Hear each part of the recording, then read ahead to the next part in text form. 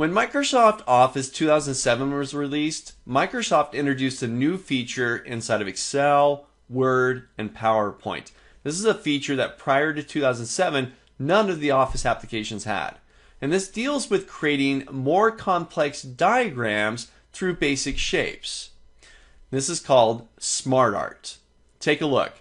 Through smartart, we can create very fancy diagrams through a couple simple clicks of our mouse. Watch this. I'm going to go up to my Insert tab, top of my screen. On the Insert tab, we saw illustrations earlier. We had pictures, online pictures, we had Excel shapes. That's where you got some of your basic shapes. Now, in the past, if I wanted to create something like an org chart or maybe a process flow diagram, I'd have to use basic shapes and really start to diagram this myself. Create all the rectangles in the organization chart, create the connector lines. It was a huge hassle. Well, no longer. Now, right below the Excel shapes, I have smartart. And smartart are some canned, out-of-the-box, fancy diagrams. Take a look. I'll give that button a click. This opens up my Choose SmartArt graphic window. And I've got all these different categories of smartart that I can pick from. Fancy little diagrams. Let's see, I'm going to go to Process. And now I've got all these process diagrams I can pick from. I'm going to grab this kind of donut circle one here. It's called a circle accent timeline. So I've got some type of process that I want to demonstrate to my users over some timeline. Well, through this smartart graphic, I'll select it, I'll hit OK. I can now diagram this process, this timeline process, through these nice graphical shapes. They've given me this nice little table here on the left where I can start to manipulate the shapes and the content within those shapes. So let's say something like, oh, you know what? I'm going through a document approval process. This is over some period of time. So my first step in getting a document approved is I got to create the document. So let's say create document. Let's spell that the right way. Let's just say DOC. Creating the document. Let's call it create document. All right. Now let's see the second step.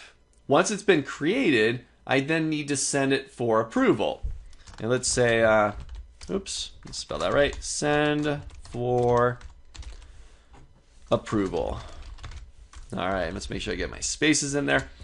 Now I've got two major steps in here, creating the document and sending for approval. Perhaps there's some sub-steps within each of those. Let's say for creating the document, you got to do a brainstorm. Maybe you're going to hold a meeting with your coworkers and you're going to brainstorm the purpose or the design of this document. Then you're going to do the initial draft of the document. All right, initial, is that right? I feel like I'm missing an I in there. I think I'm missing an I. You get the point. So I'm going to create the document. That creation phase has two sub phases in there. And now for sending approval, I've got two steps.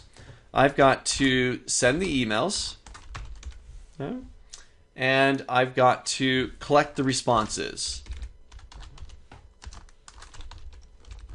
All right. Now, this particular diagram gave me two major steps. But you know what? I think I need a third one in this creation and approval of the document. So what I'm going to do is after collect responses, responses, I'll hit my enter key. This creates a third additional sub-step, but I don't want a sub-step. I want a next major step. So what I'm going to do here is up above, I've got some additional tools. With the smartart selected, I get two new tabs, Design and Format. On the Design tab, underneath Create Graphic, I've got the one sub-bullet selected, but I'm going to promote it. I'm going to move it up in the hierarchy. And now I've got a next major step. And we'll call this one Final Approval. All right, and that sounds good. I've got this really fancy diagram that I could have created through the simple shapes that we were talking about earlier, but this is streamlined. It's out of the box, fancy little diagrams that we can take advantage of. Just filling in the table, the little bullet list to create your smartart graphic. Now, if you want to do some formatting with this, you got all sorts of formatting options. I'm going to select the border, not a specific shape, but just the border. I'll go up to my design tab, and here I got smartart styles.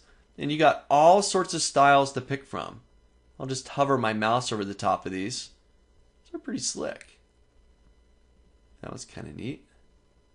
I think I'm going to run with this one here. This one's kind of neat. Adds some type of dimension to it, gives it a little more 3D effect. That's a pretty slick one. If you want to get into the nitty-gritty of formatting your shapes, your smartart all by yourself, you don't have to use styles. All those are quick and dirty, and just right away you can format your shape. But you can also go to the Format tab, and you can do all your formatting to your heart's content. Select the shape, change the color. Maybe I want my main shapes here to actually be a different color. So I'll make these ones, we'll make them orange. I like that blue and orange. That looks good together, actually. Let's grab that. So you don't have to stick with the styles. You can really do it on your own as well through the Format tab. But you got smartart, really quick diagrams, fancy diagrams. Not just this one, but you got a whole slew of them to pick from. Org charts, process flow charts, hierarchy charts, all sorts of stuff for you to work with. Try it out. I've just created a blank workbook here, went to insert, inserted smartart, grabbed one that caught my eye, and now I'm just filling in the basics that make up this diagram. And try formatting it as well. Use a style, or maybe hop over to the Format tab and format it on your own. Try it out.